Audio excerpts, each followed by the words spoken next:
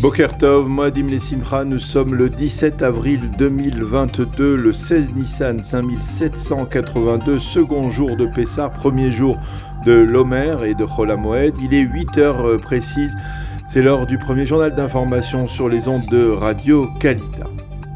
Le ministre de la Défense, Benny Gantz, a décidé de ne pas prolonger le bouclage hermétique des territoires qui avait été instauré vendredi à la veille de Pessah. Sur recommandation des forces de sécurité israéliennes, il a décidé de lever ce bouclage hier soir à minuit, et ce, en dépit de la tension sécuritaire ambiante. Gantz a déclaré qu'Israël continuera à agir contre le terrorisme de manière ponctuelle, tout en préservant la liberté de culte et l'économie. Fin de citation. Les tentatives d'actes terroristes se poursuivent. Hier matin, à Bethel, en Samarie, un Palestinien armé d'un couteau a été arrêté par l'un des agents de la sécurité de la localité alors qu'il tentait de sectionner la barrière de protection de cette localité de Bethel. Le terroriste, âgé de 20 ans, est originaire du village palestinien de Silouad, près de Ramallah.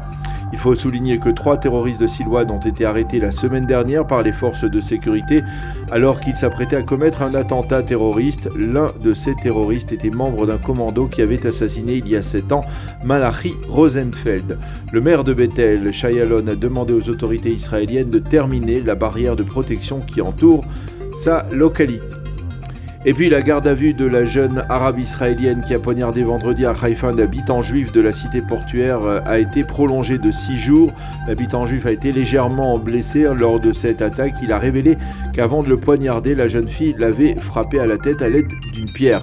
Le père de la jeune fille a condamné devant le tribunal l'acte de sa fille et a affirmé qu'il avait voulu la dissuader d'agir de la sorte.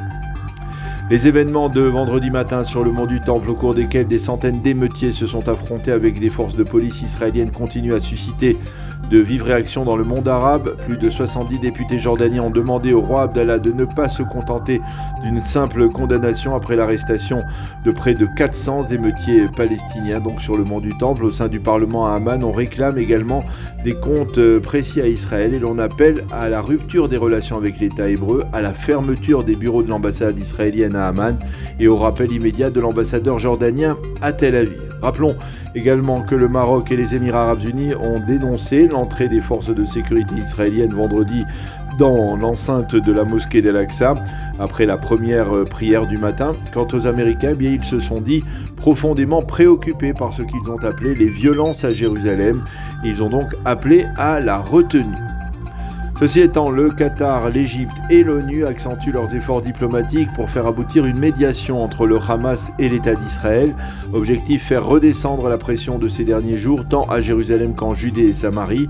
C'est d'ailleurs dans le cadre de cette médiation que plus de 300 Palestiniens, donc interpellés vendredi matin sur le mont du Temple, ont été libérés. Il reste encore plus d'une centaine de détenus. Les émeutes de vendredi matin avaient fait également plus de 150 blessés.